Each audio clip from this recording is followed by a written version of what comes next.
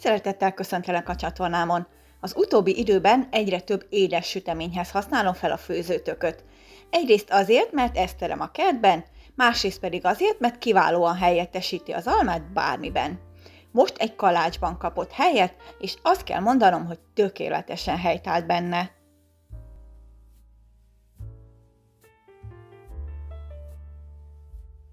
220 g meleg, de nem forró tejbe belemorzsoltam 20 g friss élesztőt.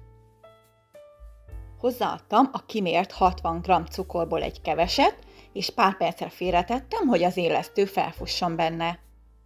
Kimértem 350 g lisztet, hozzáadtam a maradék cukrot, egy csipet sót, 25 g puha vajat, egy tojássárgáját és az élesztős tejet. Majd az egészet összedagasztottam.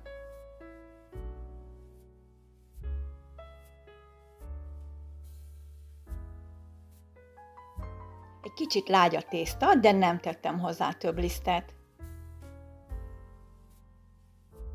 Letakartam, és meleg helyen 1 órán át kelesztettem. Egy csillag tököt megtisztítottam és lereszeltem, így 500 g volt a súlya.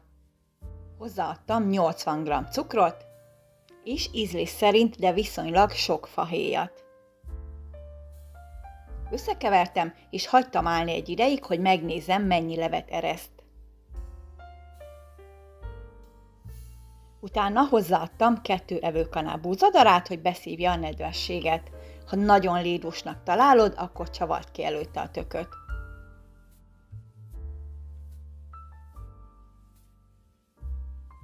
Amikor megkelt a tészta, lisztezett felületre tettem, és kinyújtottam téglalap alakúra.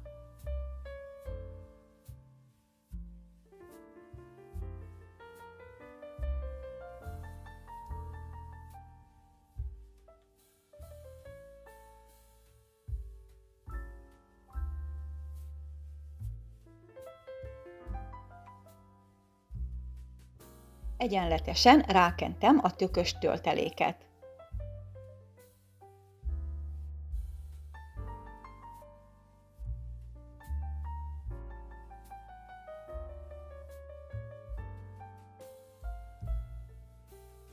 A tészta közepénél ketté vágtam, majd az így kapott részeket külön-külön hosszában feltekertem.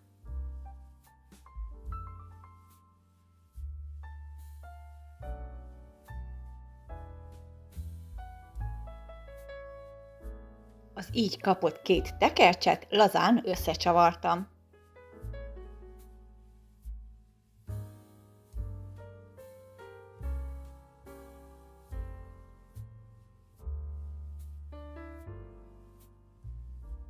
Sütőpapírral kibéleltem egy hosszúkás sütőformát, és belehelyeztem a tésztát. Letakarva pihentettem 30 percig.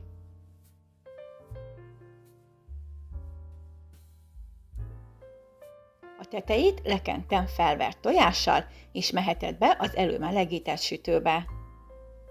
180 fokon 30-35 percig sütöttem. Nagyon finom lett, istenien puha és illatos. Köszönöm, ha lájkolod a videót, vagy megosztod másokkal, és kommentelsz. Iratkozz fel, ha nem szeretnél lemaradni a kedvenc receptjeimről. Köszönöm, hogy megnézted a videót, legyen szép napod!